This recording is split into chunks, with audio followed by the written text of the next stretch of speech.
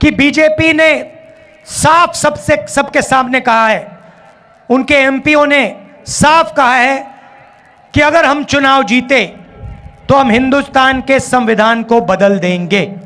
और मैं आपसे कह रहा हूं, उनसे कह रहा हूं, ऐसी कोई शक्ति नहीं है दुनिया में जो हिंदुस्तान के संविधान को बदल सके।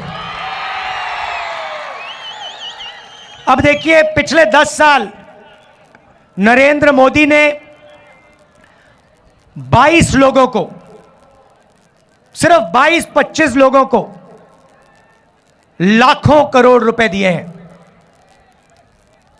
16 लाख करोड़ रुपए नरेंद्र मोदी जी ने हिंदुस्तान के सबसे अमीर 25 लोगों को दिए हैं कर्जा माफ करके।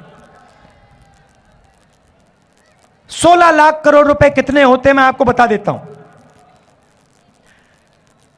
जितना पैसा मनरेगा को 24 साल चलाने के लिए लगता है, या जैसे हमने कर्जा माफ किया था किसानों का यूपीए ने, तो अगर आप वैसे अगर 24 बार कर्जा माफ करो किसानों का, उतना पैसा नरेंद्र मोदी ने 22-25 लोगों को दिया है। आप सोच ही नहीं सकते, 24 साल का मनरेगा का पैसा 22 लोगों को। भाइयों और बहनों, हालत यह हो गई है कि जितना पैसा 22 लोगों के पास है, उतना ही पैसा 70 करोड़ हिंदुस्तानियों के पास है। एक तरफ नरेंद्र मोदी के 22 मित्र और दूसरे तरफ 70 करोड़ हिंदुस्तानी, दोनों के पास एक ही जितना धन है।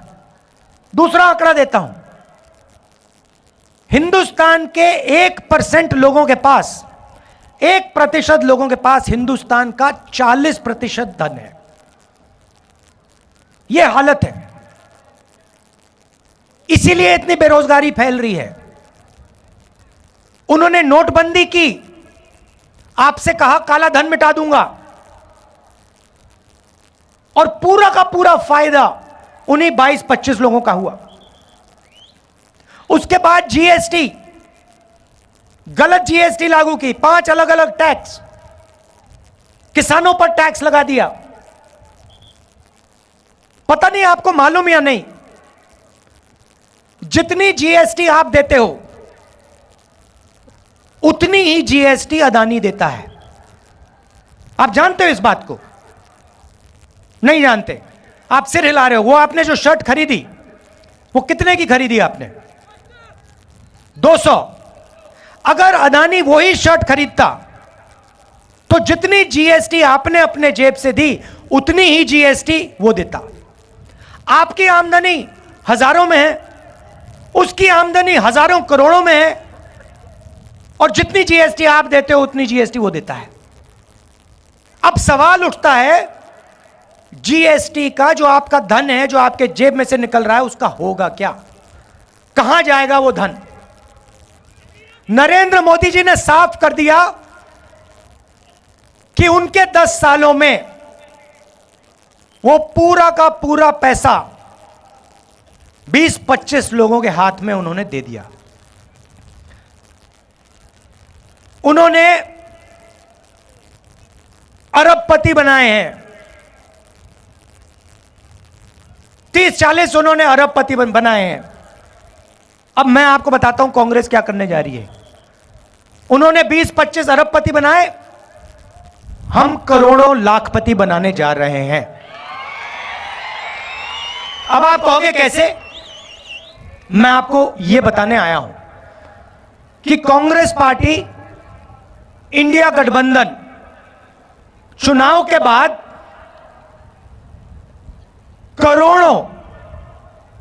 करोड़ों लाखपति कैसे बनाने जा रही है। आप जानते हो कि हिंदुस्तान में महिला भविष्य की देखभाल करती है। यहां पुरुष बैठे हैं, महिलाएं भी बैठी हैं, देखिए ताली बजा रही हैं। अब देखिए 21वीं सदी में स्त्री और पुरुष दोनों जॉब करते हैं, सही बात है ना? ठीक है, 8 घंटे की 10 घंटे की जॉब होती है। जॉब के लिए दोनों को पैसे मिलते हैं, मिलते नहीं मिलते? ठीक है, मगर हिंदुस्तान की महिला 8 घंटे घर से बाहर काम करती है और फिर 8 घंटे घर में काम करती है। सही?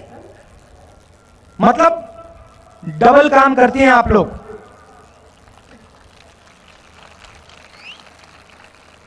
देखो महिलाएं ताली बजा रही है, पुरुष ताली नहीं बजा रहे। मगर सवाल यह है कि जो आप घर में काम करती हैं, भोजन पकाती हैं, बच्चों की देखभाल करती हैं, उसके लिए आपको कोई पैसा नहीं मिलता, कोई कॉम्पनसेशन नहीं मिलती? कभी मिली है आपको? नहीं मिली ना? वो तो आप काम फ्री में करती हैं। तो इसीलिए कांग्रेस पार्टी महालक्ष्मी योजना ला रही है। अब महालक्ष्मी योजना क्या है मैं आपको बता देता हूं। हिंदुस्तान के सारे गरीब परिवारों की लिस्ट बनेगी, हर जात के, दलित, ओबीसी, गरीब, जनरल कास्ट लिस्ट बनेगी और उस लिस्ट में से हर परिवार से एक महिला चुनी जाएगी। उसमें बीड़ी वर्कर्स होंगी, उसमें किसान के परिवार होंगे, उसमें मजदूरों के परिवार होंगे, छोटे कारीगर होंगे, और उन महिलाओं को, करोड़ों महिलाओं को कांग्रेस पार्टी साल के 1 लाख रुपए बैंक अकाउंट में डाल देगी।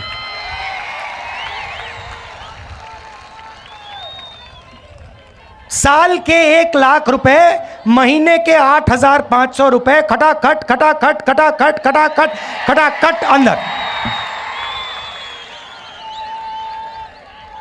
अब यहां पे पुरुष बैठे हैं, सबसे पहले देखिए पैसा महिलाओं को जाएगा, मगर मैं जानता हूं फायदा आप लोगों को भी होगा, ठीक है? मगर युवा कहेंगे कि आपने हमारे लिए क्या किया? नरेंद्र मोदी ने हमें बेरोजगार कर दिया, हिंदुस्तान का पूरा धन अदानी को दे दिया, नोटबंदी कर दी, जुमला पार्टी 2 करोड़ रोजगार देने थे, झूठ था, वो 15 लाख रुपए की बात की, कोविड आया, थाली बजवा दी, पकौड़े बनवा दिए। तो आप क्या करोगे? अब मैं आपको बताता हूं। अमीर घर के बच्चों को, ये जो बड़े बड़े बिजनेस वाले हैं, इनके बच्चों को जॉब मिलने से पहले ये टेम्पररी नौकरी दिलवाते हैं। इसको अप्रेंटिसशिप कहते हैं, इंटर्नशिप कहते हैं। प्राइवेट सेक्टर में, पब्लिक सेक्टर में, सरकार में इनको एक्सपीरियंस के लिए काम दिया जाता है। जैसे अदानी की कंपनी में उसका बेटा काम करता है।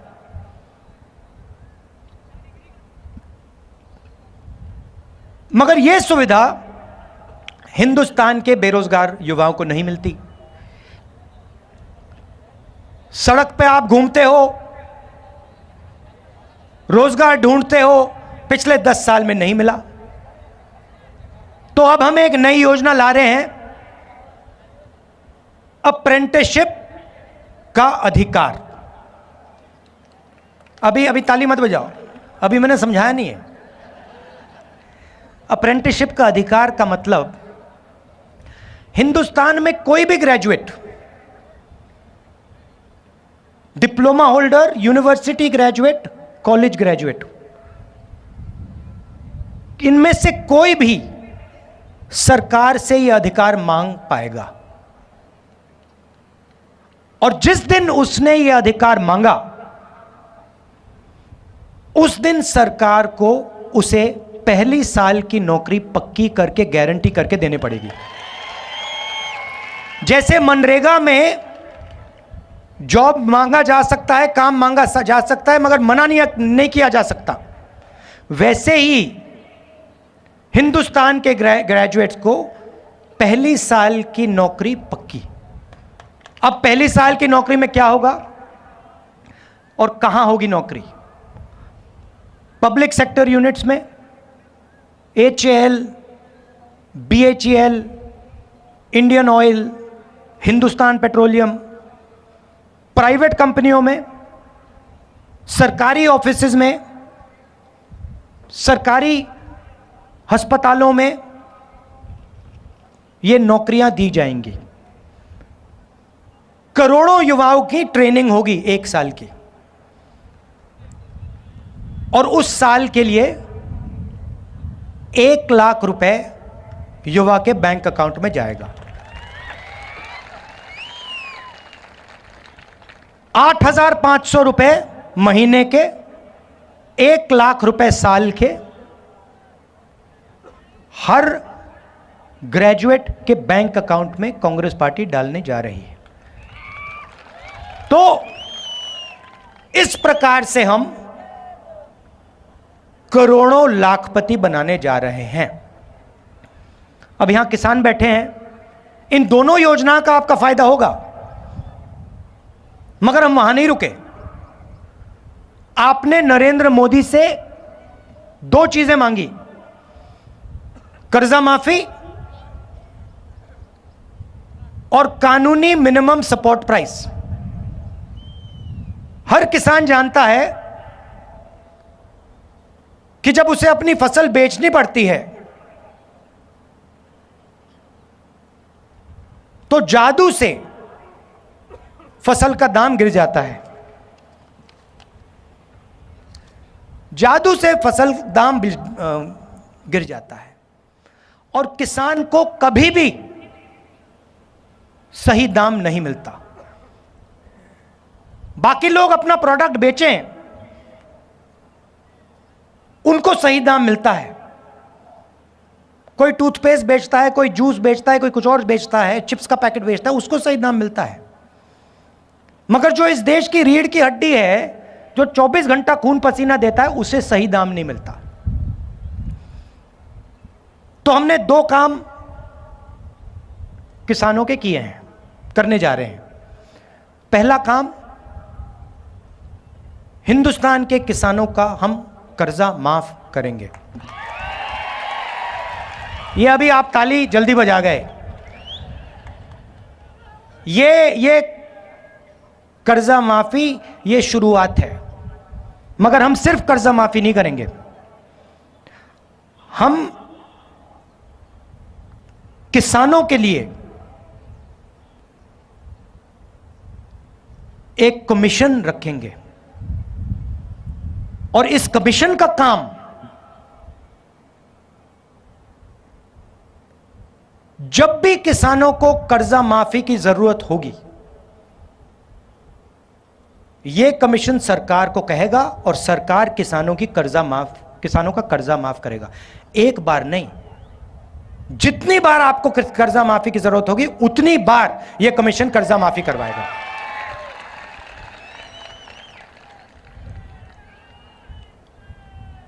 और पहली बार हिंदुस्तान की हिस्ट्री में कांग्रेस पार्टी ने निर्णय लिया है कि कानूनी मिनिमम सपोर्ट प्राइस हिंदुस्तान के किसानों को दी जाएगी। भाई और बहनों, न्याय होना चाहिए। नरेंद्र मोदी जी ने हिंदुस्तान को अन्याय का कैपिटल बना दिया है। हर गरीब जानता है कि जितना अन्याय आज हिंदुस्तान में हो रहा है उतना शायद पहले कभी नहीं हुआ, अंग्रेजों के समय भी नहीं हुआ। मैं सिर्फ एक बात कह रहा हूं, अगर अदानी जैसे व्यक्ति का कर्जा माफ हो सकता है और अगर नरेंद्र मोदी अदानी जैसे लोगों का कर्जा माफ करेगा तो कांग्रेस पार्टी किसानों का, मजदूरों का, दलितों का, गरीबों का कर्जा माफ करेगी। अगर नरेंद्र मोदी चाहते हैं कि किसानों का कर्जा माफ ना हो तो फिर अरबपतियों का भी कर्जा माफ नहीं होना चाहिए। जो उनके लिए होता है वो किसान के लिए होना चाहिए, जो उनके बेटे के लिए होता है वो गरीबों के बेटों के लिए होना चाहिए। मैं सिर्फ ये कह रहा हूं। और नरेंद्र मोदी जी का काम आपके ध्यान को इधर उधर करने का है। घबराए हुए हैं, डर गए हैं, क्योंकि जानते हैं कि इलेक्शन हाथ से जा रहा है और इलेक्टोरल बॉन्ड्स में इतनी चोरी हुई है कि इलेक्शन के बाद उनकी मुश्किल हो जाएगी। तो घबराहट में है तो एक के बाद एक झूठ बोल रहे हैं।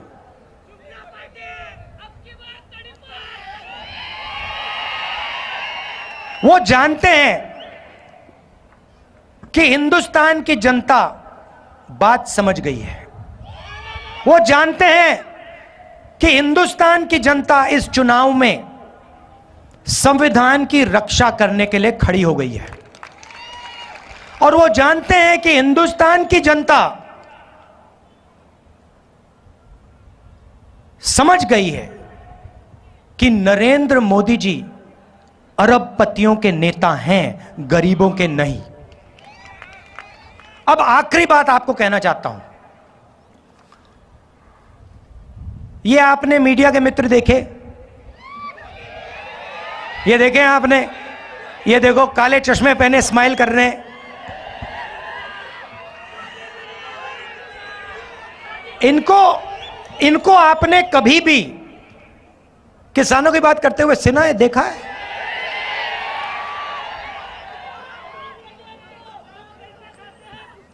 कोई मतलब मजदूर मर जाए, भूखा मर जाए, कभी आपने टीवी पे देखा? कभी आपने इनके एंकरों को बेरोजगारी के बारे में बोलते हुए देखा? महंगाई के बारे में, किसानों के बारे में? ना। क्योंकि ये अच्छा, इनकी गलती नहीं है जो बेचारे यहां खड़े हैं, इनकी गलती नहीं है क्योंकि इनका कंट्रोलर ऊपर है। ये बेचारे सैलरी लेते हैं, इनको भी मतलब घर चलाना है, तो इनकी गलती नहीं है। हाँ, एक दो आजाद हो सकते हैं मगर बाकी गुलाम हैं।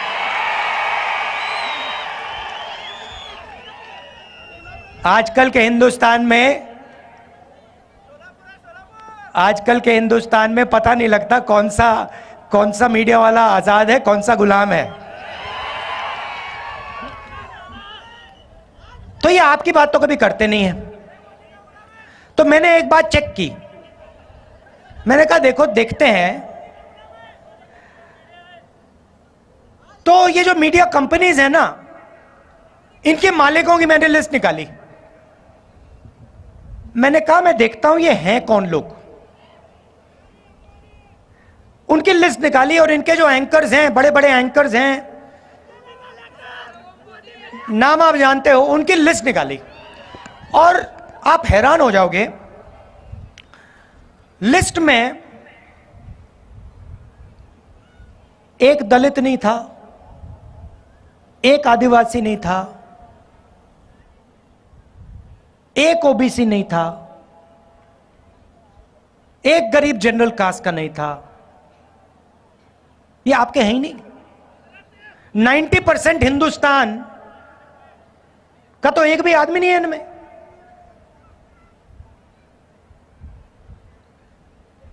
पिछड़े वर्ग के कितने लोग हैं हिंदुस्तान में? चुप हो गए सब। अच्छा, हिंदुस्तान में दलित कितने? 15%। आदिवासी कितने? 8%। पिछड़े वर्ग के लोग कितने? कोई नहीं जानता, मगर कम से कम 50%। कम से कम 50, 15 और 8 कितने हुए?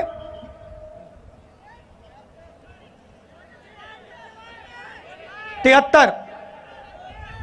उसमें 15% माइनॉरिटी जोड़ दीजिए और 5% गरीब जनरल कास्ट जोड़ दीजिए, कितने हुए? 90 प्लस हो गए। 90% आबादी में से एक आदमी नहीं मिलेगा आपको मीडिया में। एक नहीं है, ये आपके हैं ही नहीं। ये अदानी के हैं,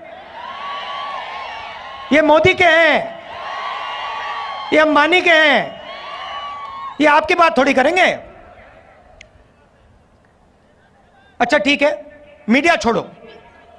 हिंदुस्तान की सबसे बड़ी 200 कंपनी की लिस्ट निकाली मैंने, उसमें बता दो, उस लिस्ट में उनकी मालिकों की लिस्ट में मुझे बता दो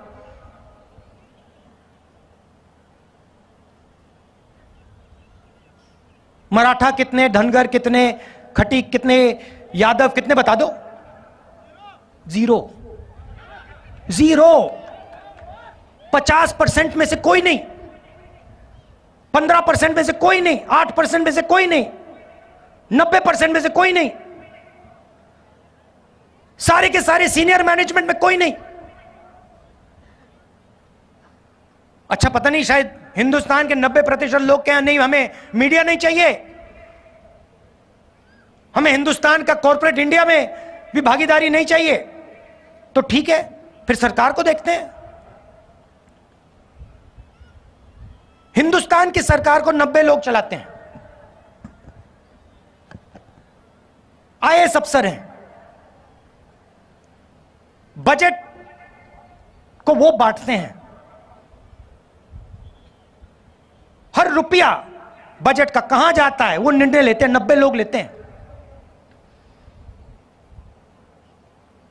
महाराष्ट्र में कितना पैसा जाएगा, सड़कों में कितना जाएगा, सेना को कितना मिलेगा, अग्निवीर होगा या नहीं होगा, ये सारे के सारे निर्णय ये 90 लोग लेते हैं। मुझे बताओ, 90 में से पिछड़े वर्ग के कितने? 3। दलित कितने? 1। आदिवासी कितने? 1। और अगर आप बात समझना चाहते हो तो अगर हिंदुस्तान की सरकार बजट में 100 रुपए खर्च करती है तो ओबीसी, दलित, आदिवासी अफसर 6 रुपए 10 पैसे का निर्णय लेते हैं। आपकी आबादी 90%, आपकी भागीदारी 100 में से 6 रुपए 10 पैसा। और फिर नरेंद्र मोदी 24 घंटे घूमता रहता है, कहता है कि मैं ओबीसी हूं। और मैंने जाति जनगणना की जैसे बात छेड़ी, ये इसको बैठाया गया है। जैसे ही मैंने कहा कि देश में जाति जनगणना होना चाहिए, देश का एक्सरे होना चाहिए, दूध का दूध, पानी का पानी होना चाहिए, नरेंद्र मोदी कहते हैं हिंदुस्तान में तो कोई जात है ही नहीं, 2 ही जात हैं, एक अमीर है और एक गरीब है। अच्छा, अगर 2 ही जात हैं तो भैया आप कहां के ओबीसी बन गए? तो जैसे ही हमारी सरकार बनेगी, जाति जनगणना हम पूरे देश में करवा देंगे। और इकोनॉमिक सर्वे और संस्थाओं का सर्वे, मतलब किसके पास कितना धन है, पिछड़ों के पास कितना धन है, पिछड़ों की क्या भागीदारी है, हर वर्ग की आबादी कितनी है, भागीदारी कितनी है, मीडिया में कितने हैं, कॉर्पोरेट इंडिया में कितने हैं, प्राइवेट अस्पताल के मालिकों में कितने हैं, यह काम हम करेंगे। अब जैसे ही मैंने ये देश के एक्सरे की बात की, वो नरेंद्र मोदी कांपने लग गया। जैसे ही मेरे, उसकी आदत है, जैसे उसको डर लगता है ना, वो झूठ बोलना शुरू कर देता है। जैसे ही उसको डर लगता है, वो कभी पाकिस्तान की बात करेगा, कभी चाइना की बात करेगा, तो एक के बाद एक, एक के बाद एक, एक के बाद एक झूठ बोल रहा है। मगर इस बार नहीं निकल पाएगा।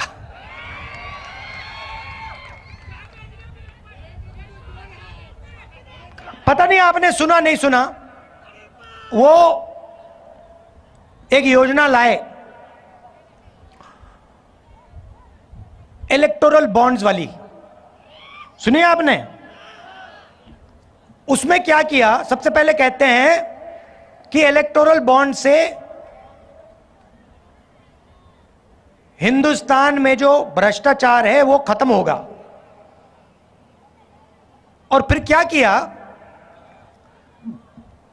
कहते हैं कि जो भी पैसा देना चाहता है किसी भी राजनीतिक पार्टी को,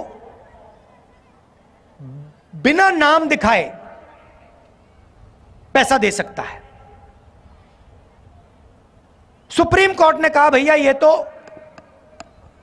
कानूनी नहीं है, इसको रद्द करो, और सुप्रीम कोर्ट ने उनकी स्कीम को रद्द कर दिया। उसके बाद नरेंद्र मोदी और सरकार जिन लोगों ने उनको पैसा दिया उनके नाम नहीं रिलीज करना चाह रही। सुप्रीम कोर्ट ने कहा भैया जिन्होंने आपको पैसा दिया उनके नाम दो, और कौन सी तारीख पे पैसा दिया वो बता दो। स्टेट बैंक पे दबाव डाला, वो ये इंफॉर्मेशन रिलीज ही नहीं कर रहे थे। फिर इंफॉर्मेशन रिलीज होती है, पता लगा एक दिन किसी कंपनी पे सीबीआई की रेड होती है, कुछ ही दिन बाद वही कंपनी बीजेपी को करोड़ों रुपए देती है, सीबीआई की इंक्वायरी खत्म हो जाती है। बड़ा कॉन्ट्रैक्ट दिया जाता है, हजारों करोड़ रुपए का कॉन्ट्रैक्ट दिया जाता है, और कॉन्ट्रैक्ट मिलने के 10-15 दिन बाद वो कंपनी बीजेपी को हजारों करोड़ रुपए पकड़ा देती है। सड़क पे जो एक्सटॉर्शन कहा जाता है ना, जो सड़क पे एक्सटॉर्शन, गुंडे एक्सटॉर्शन करते हैं ना, हाँ, ये उन्होंने इंटरनेशनल लेवल पर शुरू कर दिया है। और जनता से कह रहे हैं कि मैं राजनीतिक फंडिंग के सिस्टम को साफ कर रहा हूं। आप कैसे साफ कर रहे हो? अगर आप साफ कर रहे होते तो आप कहते भैया जो भी पैसा दे रहा है नाम सामने रखो, कौन से दिन दिया, किसने दिया, हिंदुस्तान की पब्लिक को बताओ। मगर नहीं, मगर देश समझ गया है। और जैसे मैंने आपको शुरुआत में कहा, लड़ाई संविधान को बचाने की है, और अगर नरेंद्र मोदी अरबपतियों को पैसा दे सकता है, उनका कर्जा माफ कर सकता है, तो कांग्रेस हिंदुस्तान की महिलाओं को, हिंदुस्तान के युवाओं को, हिंदुस्तान के किसानों को पैसा दे सकती है और देगी। आप सबका बहुत बहुत धन्यवाद। नमस्कार, जय हिंद।